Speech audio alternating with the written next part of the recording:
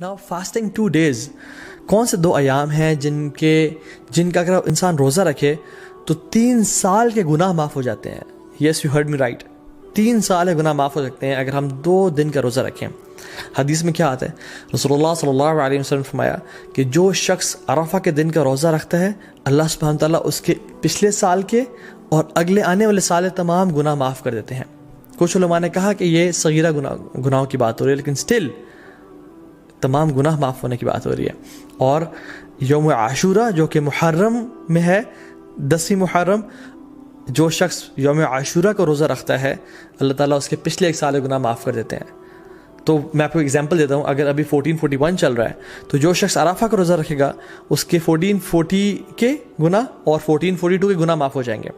और जो शख्स अब बिल्कुल अगले महीने मुहर्रम के महीने यौम आशूरा को रोज़ा रखेगा विद 9th एज वेल, तो उसके 1441 के भी गुनाह माफ़ हो जाएंगे.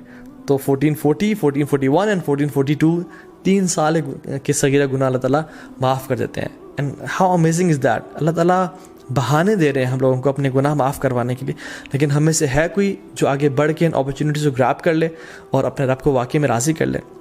हुनैदा बिन खालिद अपनी वाइफ से फरमाते हैं, और उनकी वाइफ ने मोमिनीन से ये रवायत की कि अल्लाह के नबी सल्लल्लाहु अलैहि वसल्लम सिर्फ़ अरफा के दिन का रोज़ा नहीं रखते थे, बल्कि तमाम 9 दिनों का रोज़ा रखा करते थे. और इन 9 दिनों के अलावा यौम आशूरा का दिन जो कि मुहर्रम में है, 3 days ऑफ ईच मंथ जो कि अयामुल बीज बोलते हैं, which is the white days. Why? Because 13, 14, 15 के ये आयाम है जिसमें जो सन है, जो मून है, वो अपने फुल अपने पेनिकल पे होता है.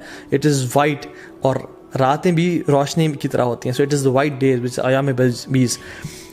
इनके रोज़ा रखा करते थे और मंडेज़ और थर्सडे के रोज़ा रखा करते थे. सो आई रिपीट, अल्लाह के नबी सल्लल्लाहु अलैहि वसल्लम first 9 days of Zulhijjah, Ashura, and the 3 days of each month, which is Ayyam Bees, 13th, 14th, 15th of every month, और Mondays और Thursdays का रोज़ा रखा करते हैं. क्योंकि अल्लाह के नबी सल्लल्लाहु अलैहि वसल्लम ने फरमाया कि Mondays को और Thursdays को अमाल अल्लाह ताला के पास के सामने पेश किए जाते हैं.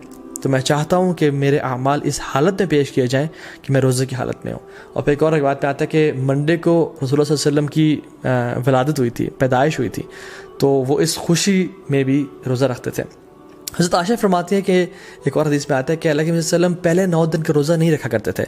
Now the scholars reconcile between these 2 हदीसेस कि कभी कुछ साल रख लिया करते थे और कुछ साल छोड़ दिया करते थे. तो हमारे लिए ये है कि हम चाहें तो रख सकते हैं. जो शख्स आगे बढ़ना चाहता है वो इन दिनों में रोज़े रखे जा सकते हैं, क्योंकि रसूलुल्लाह सल्लल्लाहु अलैहि वसल्लम की प्यारी